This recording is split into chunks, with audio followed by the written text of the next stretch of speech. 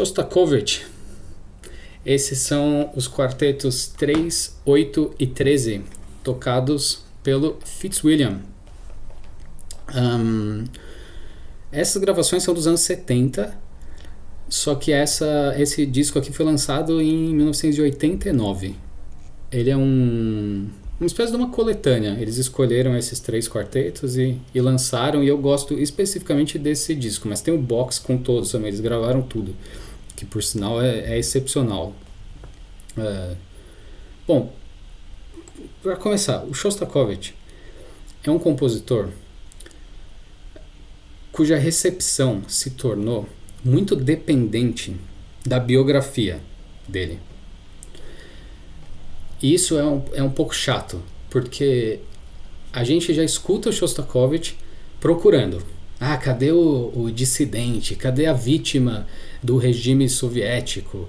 Cadê aquele que apoiou o regime soviético? Cadê a ironia? Cadê o sarcasmo? Os códigos secretos do Shostakovich? Sabe? Já vai procurando tudo isso.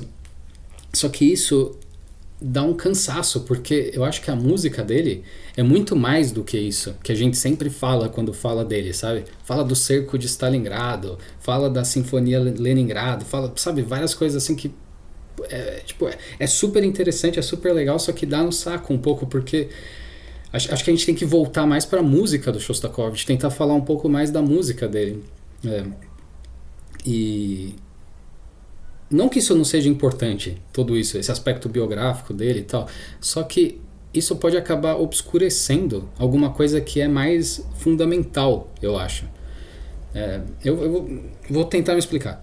O Fitzwilliam, esse quarteto, eles tiveram uma relação privilegiada com Shostakovich no final da vida dele. O Shostakovich acompanhou essas gravações, ou pelo menos teve acesso a elas, e ele aprovou essas gravações. Então, calcule. Essas gravações, especificamente, assim, todos os quartetos, mas eu vou falar aqui especificamente do 3, do 8 e do 13, né? Elas não transformam o Shostakovich em um personagem. Como eles fazem isso? Eles não enfatizam artificialmente o grotesco, o sarcástico, a excentricidade, sabe? O sofrimento que seja. Eles simplesmente tocam a música. E aí acontece uma coisa muito curiosa. Quando aparece a ironia, ela já estava na partitura. Quando aparece o humor, já estava na partitura o humor. Quando aparece o grotesco, que é bem relacionado ao Shostakovich, ele nasce da onde? Da partitura. Já da harmonia, do contraponto, dos gestos instrumentais que o Shostakovich escreve. O quarteto Fitzwilliam não está reafirmando a personalidade do Shostakovich. Ele está reafirmando a música do Shostakovich. Isso é lindo demais, porque a escrita para quarteto de cordas do Shostakovich é extraordinária. O quarteto de cordas aqui no Shostakovich, ele se torna uma máquina do pensamento contrapontístico. Ele cria uns motivos bem pequenos, às vezes 3 notas, 4 notas, que eles circulam entre as vozes continuamente. E aí vão aparecendo umas dissonâncias, só que essas dissonâncias não aparecem assim como um choque, como uma ruptura. Elas são tão integradas a todo esse discurso da forma que o Shostakovich pensa como ninguém, que elas parecem inevitáveis. Ele justifica cada uma dessas dissonâncias. E isso é muito lindo. E talvez por isso a música dele também continue soando tão moderna. Porque apesar dele não ser um experimentalista radical, não é uma música experimental, né, propriamente dita, ele encontrou algumas soluções expressivas que até hoje estão disponíveis para compositores. Ficaram disponíveis e estão disponíveis até hoje. Até hoje elas são interessantes, até hoje elas são novas. Enfim, vamos tentar falar um pouco desses quartetos. Eu acho que a seleção aqui foi muito feliz de ter escolhido esses três, porque são momentos bem distintos na trajetória deles, né? O Shostakovich escreveu vários quartetos, se não me engano, são 15. Puta, agora me foge. Mas enfim, ele escreveu durante grande parte da carreira dele, né?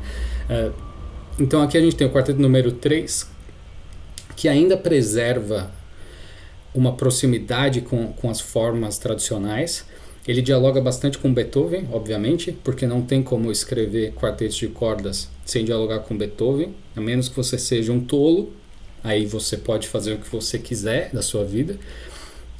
E dialoga muito com o Bartók, porque o Bartók, os 6 quartetos do Bartók meio que se tornaram o paradigma para a escrita de quarteto de cordas, para não dizer para música de câmara, no modo geral, do século XX em diante, né? O que o cara fez lá também foi absurdo. Falaremos disso um dia, me cobrem. E aí esse quarteto 3 tem muito dessa energia, de um lirismo, de uma dança, só que também já tem ali a violência do Shostakovich e a introspecção também dele. É bem interessante. Eu acho que é um dos quartetos mais equilibrados e bem imediatamente comunicativo. Só que sem ser pueril, assim, sem ser acessível de um jeito tosco.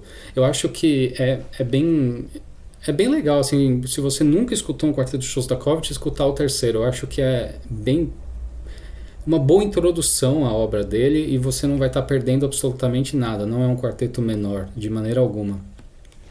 Aí depois o quarteto número 8, que talvez seja a obra de câmara mais conhecida do Shostakovich. Ela é muito interpretada como se fosse um autorretrato dele, né?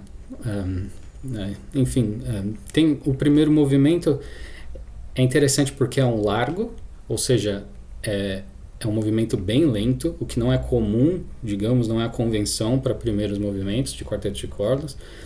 E ele tem uma densidade emocional bem impressionante.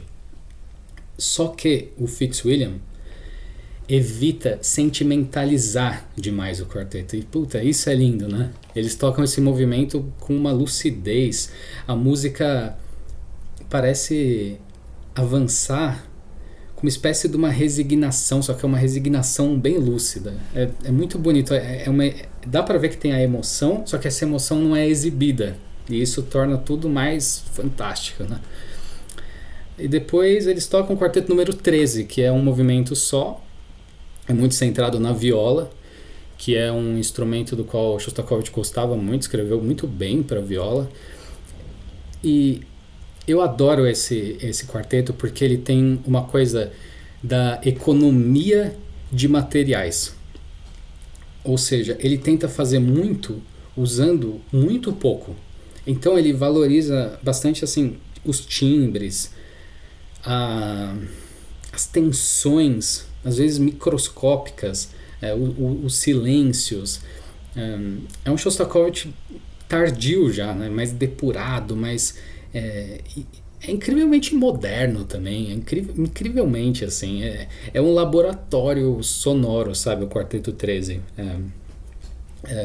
É uma coisa linda, e o Fitzwilliam toca com uma clareza impressionante. O contraponto, que é essencial aqui na linguagem do Shostakovich, é sempre inteligível. As vozes têm uma independência, só que sem nunca perder essa unidade do conjunto. E também nada soa caricatural.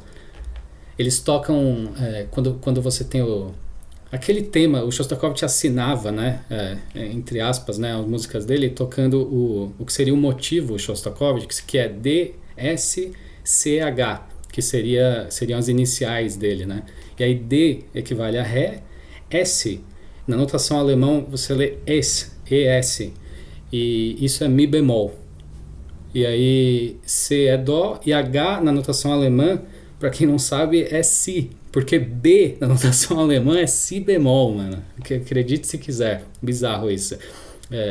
Enfim, isso gera um motivo melódico que é mais ou menos... Um negócio assim. Sei lá, mais ou menos, né? Não sei se eu tô cantando certo, tô tentando acertar o intervalo de cabeça aqui. mas eles não sublinham tanto isso, sabe? Eles não, aí isso não fica tão vulgar, fica uma coisa mais bonita quando você escuta, você relaciona a escrita do Shostakovich, você entende por que ele fez isso é tão mais legal, é tão mais divertido escutar assim, e a música ganha muito mais, porque o quarteto Fitzwilliam não está interpretando a personalidade do Shostakovich, eles estão interpretando a técnica do Shostakovich. A biografia do Shostakovich é consequência. Sabe por quê? Porque ela já está na música que o cara escreveu.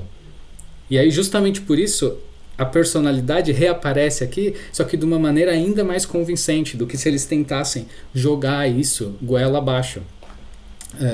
Enfim, por favor, escutem Shostakovich, os quartetos de cordas, escutem a interpretação do Fitzwilliam, porque vale muito a pena.